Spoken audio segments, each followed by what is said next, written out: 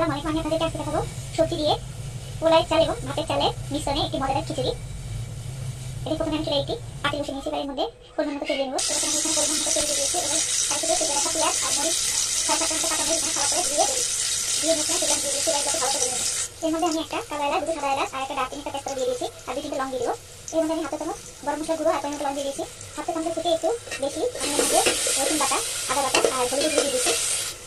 এর মধ্যে আমি হাতে চামচের একটু কম জিরার গুঁড়ো আর ধনে গুঁড়ো দিয়ে দিয়েছি। এর মধ্যে আমি আগে থেকে কেটে রাখা সবজিগুলো দিয়ে দিয়েছি এবং সুন্দর করে ভেজে নেব। হাতে চামচের মতো মরিচের একটু অ্যাড করে দিয়েছি আর একটু পানি দিয়ে দিয়েছি। এখানে আমার আগে থেকে ফ্রিজে একটু রান্না করে গরুর মাংস ছিল, সেটা দিয়ে দিয়েছি। এটা অপশনাল, এটা আমার কাছে ছিল, এটা দিয়ে দিয়েছি। আপনাদের দেওয়ার প্রয়োজন নেই, আপনারা এটা ছাড়াই সবজি আর চাল দিয়ে রান্না করতে পারেন। এখানে আমি আগে থেকে ধুয়ে রাখা চাল ডালগুলো দিয়ে দিয়েছি। এবার আমি এটাকে ভালো করে মিশিয়ে পানি দিয়ে ঢেকে দেবো। এখানে আমি পরিমাণ মতো পানি দিয়ে দিয়েছি এখানে। এবার আমি এটাকে ঢেকে দেবো।